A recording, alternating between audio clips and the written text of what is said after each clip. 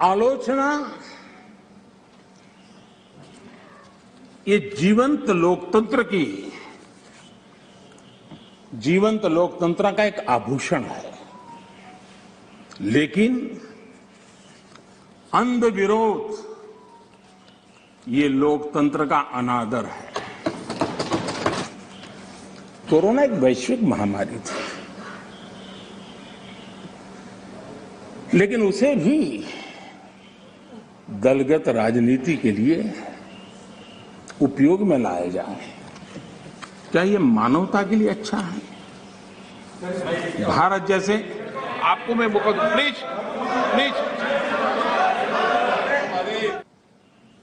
मैंने तो किसी का नाम नहीं दिया।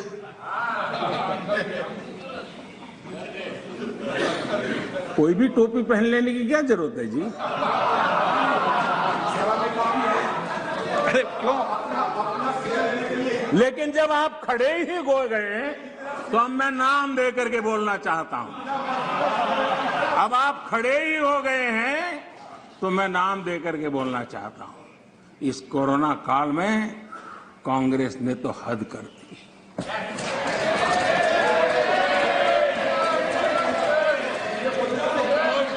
पहली लहर के दौरान मौका दूंगा आपको, प्लीज।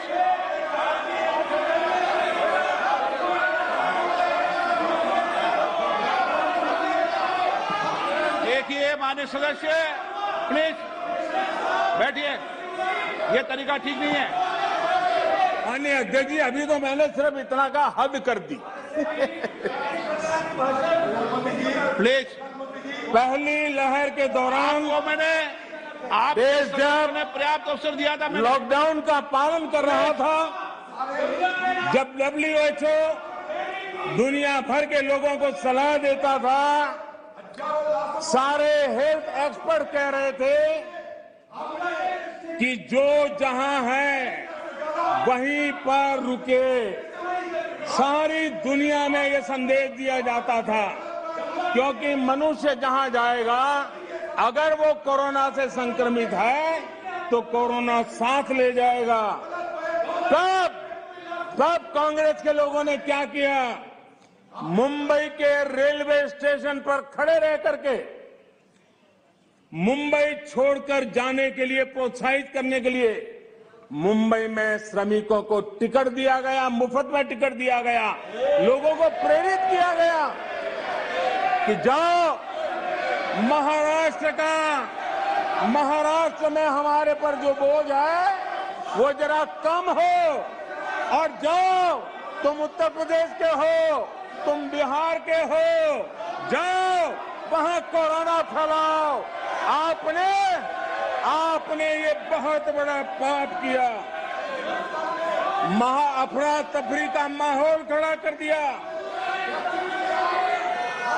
आपने हमारे श्रमिक भाइयों बहनों को अनेक परेशानियों में धकेल दिया।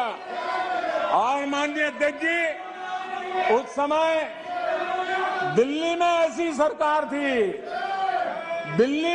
सरकार थी जो है, उस सरकार ने तो जीप पर माइक बांध करके दिल्ली की झुग्गी झोपड़ी में गाड़ी घुमा करके लोगों को कहा संकट बड़ा है, भागो, गांव जाओ, घर जाओ, और दिल्ली से जाने के लिए बसें दी, आधे रास्ते छोड़ दिया और श्रमिकों को लिए अनेक मुसीबतें पैदा की। और उसका कारण हुआ कि यूपी में, उत्तराखंड में, पंजाब में जिस कोरोना की इतनी गति नहीं थी, इतनी तीव्रता नहीं थी, इस पाप के कारण कोरोना ने वहां भी अपनी लपेट में ले लिया। माननीय अध्यक्ष जी, ये कैसी राजनीति है? मानव जात पर संकट के समय ये कैसी राजनीति है? ये दलगत राजनीति कब तक चलेगी? आदरणीय अध्यक्ष जी, कांग्रेस के इस आचरण से सिर्फ मैं ही नहीं, पूरा देश अचंभित है। 2 साल से देश 100 साल के सबसे बड़े संकट से मुकाबला जूझ कर रहा है। कुछ लोगों ने जिस प्रकार का व्यवहार किया, देश उससे सोच में पड़ गया है। क्या ये देश आपका नहीं है? क्या ये देश के लोग आपके नहीं हैं? क्या उनके सुख दुख आपके नहीं हैं?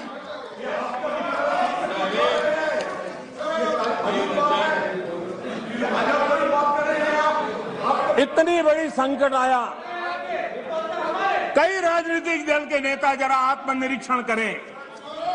कितने राजनीतिक दल के नेता जो जनता के माने हुए नेता अपने आप को मानते हैं, उन्होंने लोगों को रिक्वेस्ट की हो, अपील की हो, भाई कोरोना का एक ऐसा संकट है, वैश्विक महामारी है, आप मास्क पहनो, हाथ धोना रखो, 2 गज की दूरी रखो। कितने नेता हैं? क्या ये बार बार देश की जनता को अगर कहते तो उसमें कोई बीजेपी की सरकार को क्या फायदा होने वाला था? मोदी को क्या फायदा होने वाला था? लेकिन इतने बड़े संकट में भी इतना सा पवित्र काम करने से भी चूक गए। इसलिए माननीय अध्यक्ष जी, कुछ लोग हैं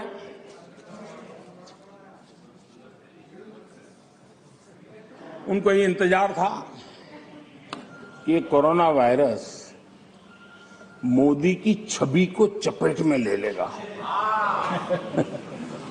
बहुत इंतजार किया और कोरोना ने भी आपके धैर्य की बड़ी कसौटी की है। आए दिन आप लोग औरों को नीचा दिखाने के लिए महात्मा गांधी का नाम लेते हैं।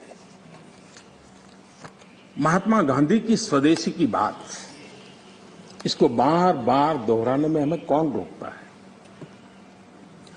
अगर मोदी वोकल फॉर लोकल कहता है, मोदी ने कहा इसलिए शब्दों को छोड़ दो भाई, लेकिन क्या आप नहीं चाहते हैं देश आत्मनिर्भर बने? जिस महात्मा गांधी के आदर्शों की बात करते हैं, तब भारत में इस अभियान को ताकत देने में, जुड़ने में आपका क्या जाता था? उसका नेतृत्व आप लीजिए। महात्मा गांधी जी के स्वदेश के निर्णय को आगे बढ़ाइए, देश का भला होगा और हो सकता है। हाँ।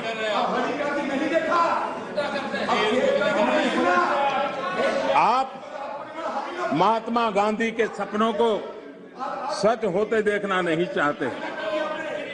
माननीय अध्यक्ष जी, आज पूरी दुनिया योग के लिए, एक प्रकार से कोरोना में तो योग ने दुनिया भर में जगह बना ली। दुनिया भर में कौन हिंदुस्तानी होगा जिसको योग के लिए गर्व ना हो? आपने उसका भी मजाक उड़ाया, उसका भी विरोध किया।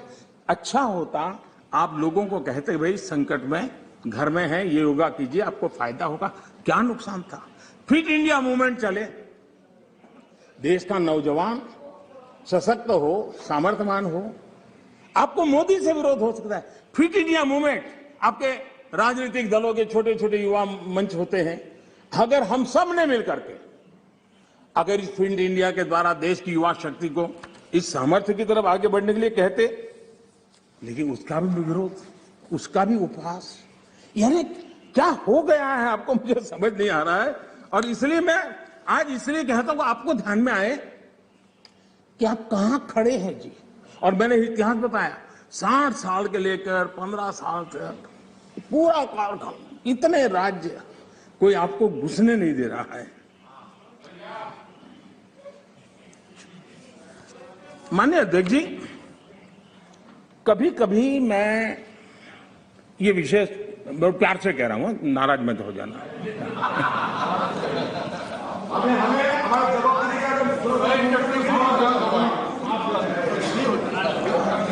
मुझे कभी कभी माननीय अध्यक्ष जी ये विचार आता है, उनके बयानों से, उनके कार्यक्रमों से, उनके कर्तृत्व से जिस प्रकार से आप बोलते हैं, जिस प्रकार से मुद्दों से जुड़ते हैं, ऐसा लगता है कि आपने मन बना लिया है कि 100 साल तक सत्ता में नहीं आना है।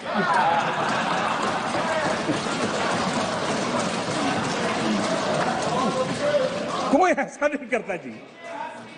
थोड़ी सी भी आशा होती, थोड़ा सा भी लगता है हाँ यार देश की जनता फिर से फुलहार करेगी, तो ऐसा नहीं करते जी।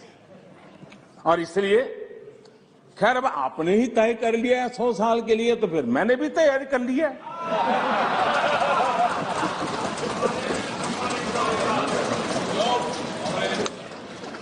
माननीय अध्यक्ष जी, ये सदन इस बात का साक्षी है कि कोरोना वैश्विक महामारी से जो बनी स्थितियां उत्पन्न हुई, उसको निपटने के लिए भारत ने जो भी रणनीति बनाई, उसको लेकर के डे 1 से क्या क्या नहीं कहा गया, किसने क्या बोला, आज वो खुद देखेंगे तो उनको हैरानी हो जाएगी ऐसा कैसे बुलवा लिया, किसने बुलवा लिया, पता नहीं क्या बोल दिए हम लोग। दुनिया के और लोगों से बड़ी बड़ी कॉन्फ्रेंस कर गए, ऐसी बातें बुलवाई गई ताकि पूरे विश्व में भारत बदनाम हो। खुद को टिके रहने के लिए आर्थिक आयोजन को भारत कैसे चल रहा है, माय गॉड क्या कुछ कहा गया, बड़े बड़े पंडितों ने क्या क्या कहा, पूरी आपकी इकोसिस्टम लग गई थी। हम जो भी समझते थे, भगवान ने जो समझ दी थी, लेकिन समझ से ज्यादा समर्पण बहुत बड़ा था। और जहां समझ से समर्पण ज्यादा होता है, वहां देश और दुनिया को अर्पण करने की ताकत भी होती है, और वो हमने करके दिखाया है। और जिस रास्ते पर हम चले, आज विश्व के अर्थ जगत के सभी ज्ञाता इस बात को मानते हैं कि भारत ने जिस आर्थिक नीतियों को लेकर इस कोरोना कालखंड में अपने आप को आगे बढ़ाया, वो अपने आप में एक उदाहरणीय है। और अनुभव भी हम करते हैं, हमने देखा है।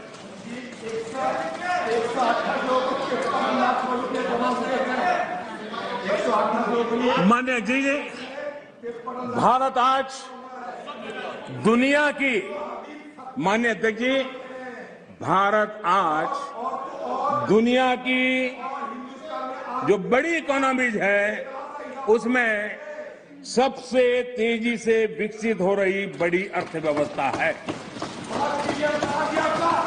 माननीय अध्यक्ष जी, इस कोरोना कालखंड में भी हमारे किसानों ने रिकॉर्ड पैदावार की, सरकार ने रिकॉर्ड खरीदी की। दुनिया के अनेक देशों में जहां खाने का संकट पैदा हुआ, और आपको पता होगा 100 साल पहले जो आपदा आई थी, उसके जो रिपोर्ट है उसमें ये बात कही गई है कि बीमारी से मरने वालों की जैसी तादाद है, वैसी भूख से मरने वालों की भी बड़ी तादाद है। उस समय के 100 साल पहले की रिपोर्ट में है। इस देश ने किसी को भूख से मरने नहीं दिया। 80 करोड़ से अधिक देशवासियों को मुफ्त राशन उपलब्ध कराया, और आज भी करा रहे हैं। प्लीज, माननीय अध्यक्ष, समझाएंगे, आप पूरा सुनो, सब समझाएंगे। सदन में थोड़ी बहुत टोका टोकी तो आवश्यक होती है, जरा गर्मी रहती है, लेकिन जब सीमा के बाहर जाता है तो जरा लगता है कि हमारे साथी ऐसे हैं। माननीय अध्यक्ष जी, उनकी पार्टी के एक एमपी ने चर्चा की शुरुआत की थी,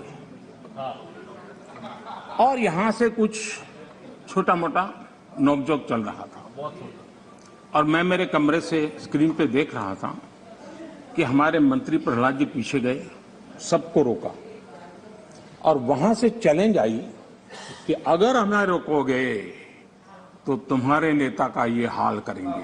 क्या इसी का ये हो रहा है क्या? माननीय अध्यक्ष जी, माननीय अध्यक्ष जी,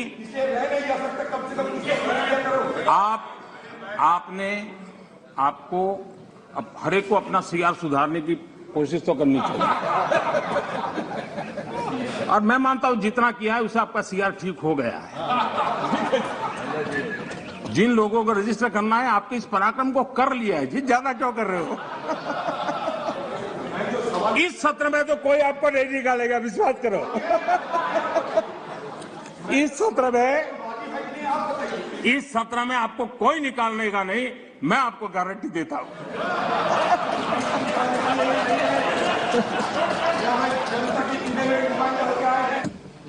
दिखाई देता,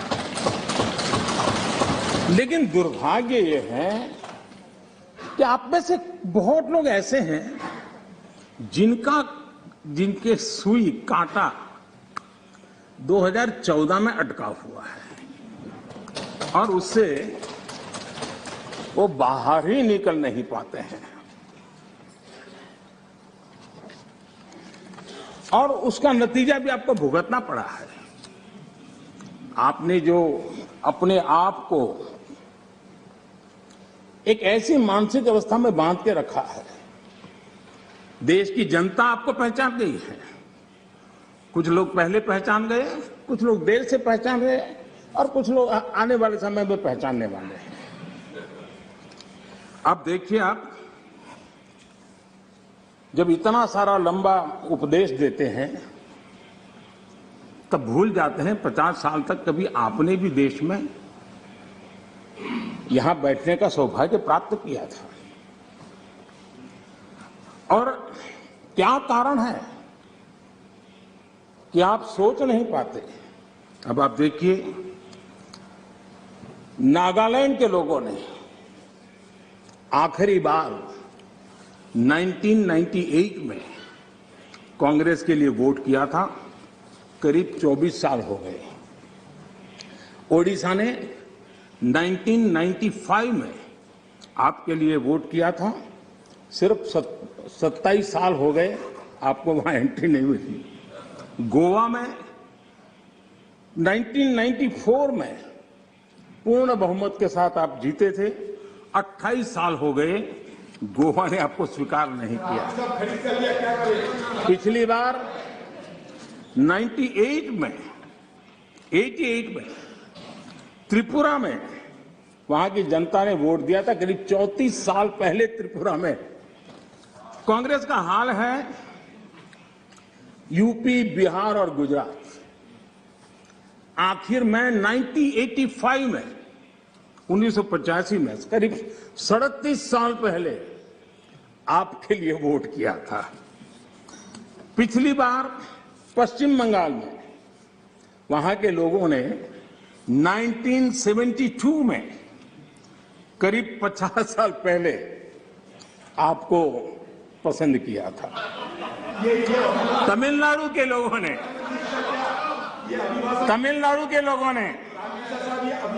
प्लीज तमिलनाडु, मैं इसके लिए सहमत हूं। कागज लेके बाद में बोल लेना। अगर आप उस मर्यादा का पालन करते और इस जगह का उपयोग न करते, और बड़ा दुर्भाग्य है देश का कि सदन जैसी पवित्र जगह देश के लिए काम आनी चाहिए, उसको दल के लिए काम में लेने का जो प्रयास हो रहा है, और उसके कारण जवाब देना हमारी मजबूरी बन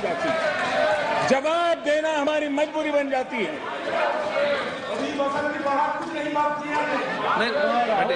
माननीय अध्यक्ष जी, तमिलनाडु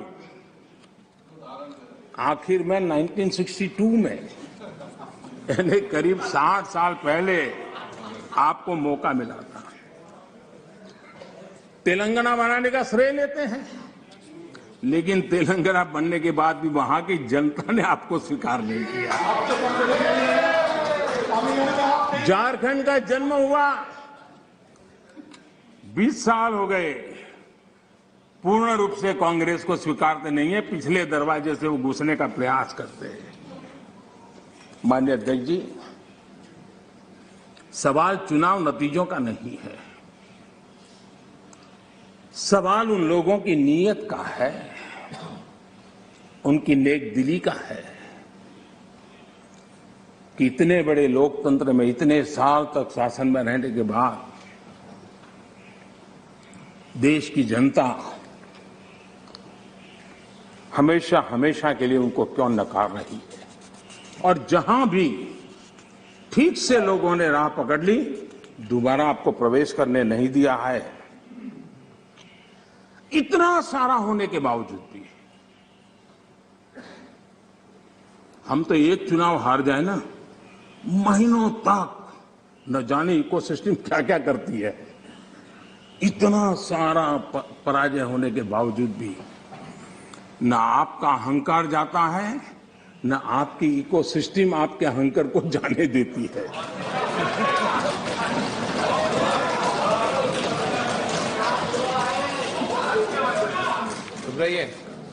इस बार अधीर रंजन जी बहुत सारे शेर सुना रहे थे।